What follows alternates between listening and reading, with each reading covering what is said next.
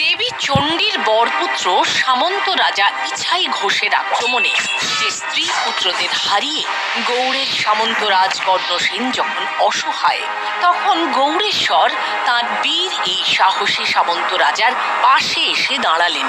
নিজের শ্যালিকা রঞ্জাবতীর সঙ্গে বিবাহ দিলেন তাঁর। তবে বয়সে ঢের বড় কর্ণসেনের সঙ্গে নিজের বোনের বিয়ে মেনে নিতে পারল না রঞ্জাবতীর দাদা মহামদ, যে কিনা ছিল আবার সেই সময়কার গৌড় রাজ্যের মন্ত্রী। এরপর ধর্ম ঠাকুরের বরে কর্ণসেন আর রঞ্জাবতীর পুত্র সন্তান লাউ সেন জন্মগ্রহণ করল।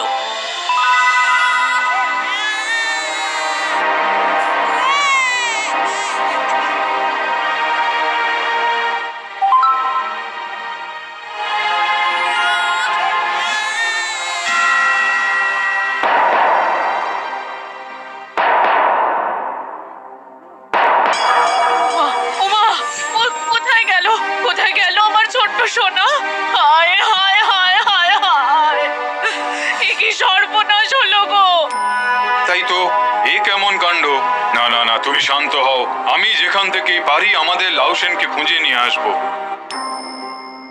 এ ধর্ম ঠাকুর, তুমি রক্ষা করো, রক্ষা করো।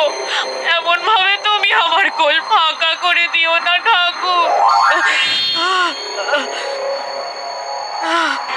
কাঁদিস না মা, কাঁদিস না। এই তো আমি এসেছি। আমি তোর কোল ফাঁকা রাখবো না।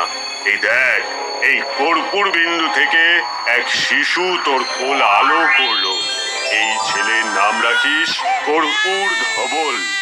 এ তো চমৎকার হয়ে গেল, কিন্তু আমার মন যে লাউ সেনের জন্য কাঁদছে ঠাকুর। সে ছেলে ফিরবে, আমার আদেশে হনুমান তাকে উদ্ধার করে আনবে।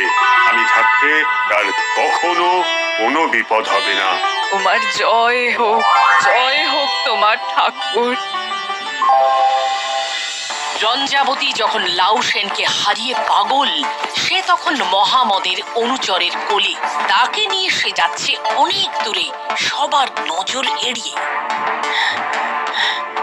হ্যাঁ, মন্ত্রী মশাইয়ের কথা মতো আমি এই শিশুটাকে তুলে নিয়ে এসেছি। এরপর একে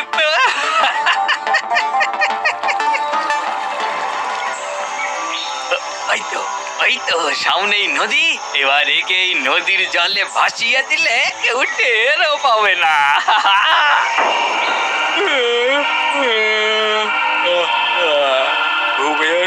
ঘুমিয়ে যেন চোখটা জড়িয়ে আসছে। না, তবে একটু ঘুমিয়েই নি।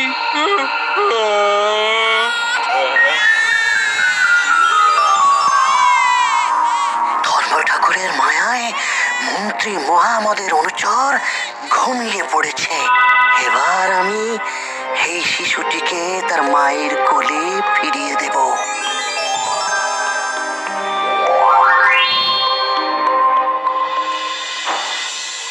দিনে দিনে রঞ্জাবতীর দুই পুত্র লাউ সেন আর কর্পূর ধবল বড় হয়ে উঠল। এরপর গৌড়েশ্বরের কাছে নিজের বীরত্ব দেখাতে একদিন লাউ সেন ভাই কর্পূর ধবলকে নিয়ে গৌড়ের দিকে যাত্রা করল। এই ঘন জঙ্গল যে আর শেষ হয় না দাদা। এখন তো ভেঙে পড়লে চলবে না, একটু কষ্ট তো করতেই হবে।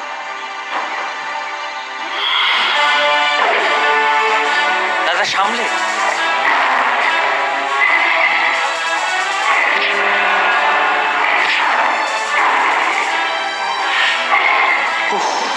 মনে হচ্ছে বড় একটা বিপদ কেটে গেছে। বাঘটা কুপোকাত হয়ে পালিয়েছে। খুব তাড়াতাড়ি এই জঙ্গল পার করে ফেলতে হবে। কিন্তু তার জন্য যে আমাদের এই নদী পার হতে হবে। এবার নদীতেও না জানি কি বিপদ অপেক্ষা করছে। সে বিপদও ঠিক কাটিয়ে ফেলবো।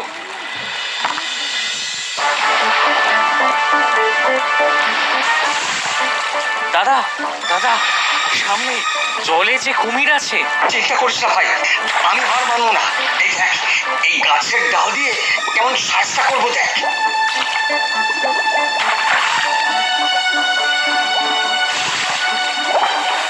ব্যাস ব্যাস, কুমির একেবারে জব্দ, আর কোনো বিপদ নেই।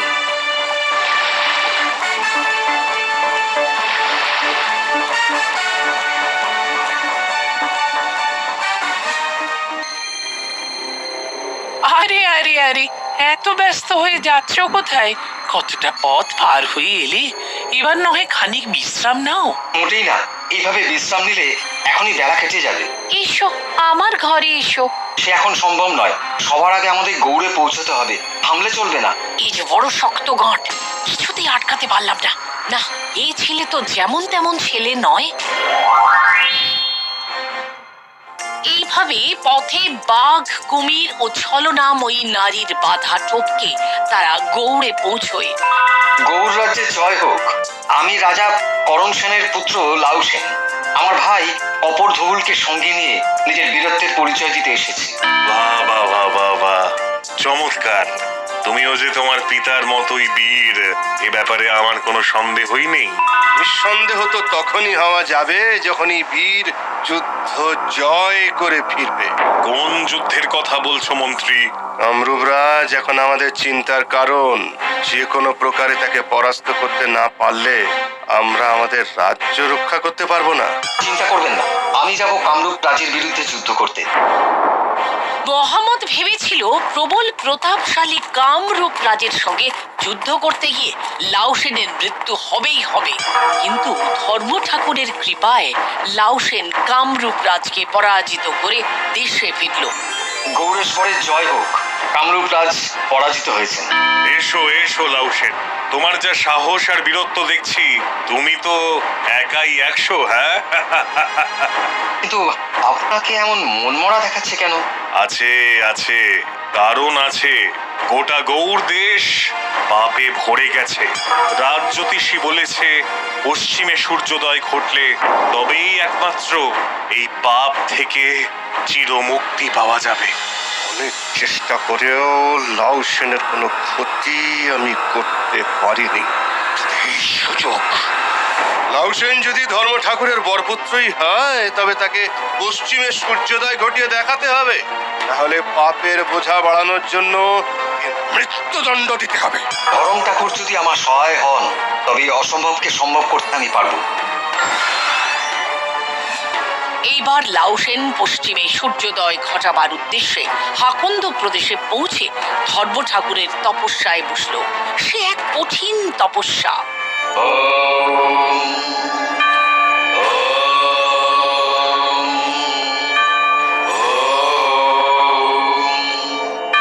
হে ধরম ঠাকুর, তুমি প্রসন্ন হও, তুমি প্রকট হও ঠাকুর। এইভাবে বেশ কয়েকদিন কেটে যায়।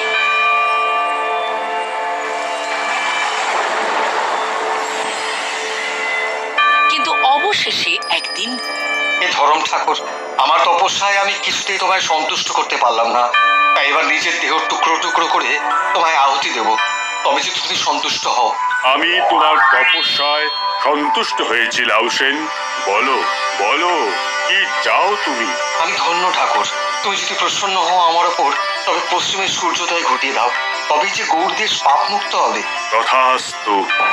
ধর্ম ঠাকুরের কৃপায় এবার পশ্চিমে সূর্য ওঠে আর চারিদিকে লাউ সেনের খ্যাতি ছড়িয়ে পড়ে। লাউ সেনের নামে জয় জয়কার চতুর্দিকে। আরে আরে, কি দেখছি? কি আশ্চর্য ঘটনা!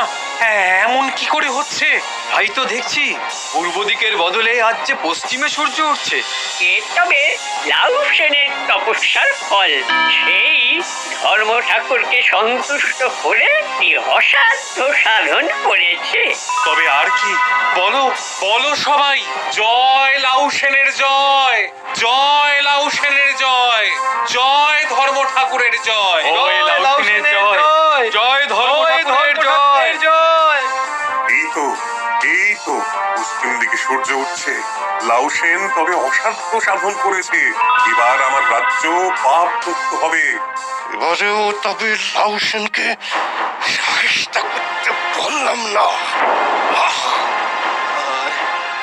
আরে আরে কি এমন কেন হচ্ছে? আমার এমন কেমন হচ্ছে? আমার সারা গায়ে কুষ্ঠ। এসব কি তবে আমার পাপের ফল?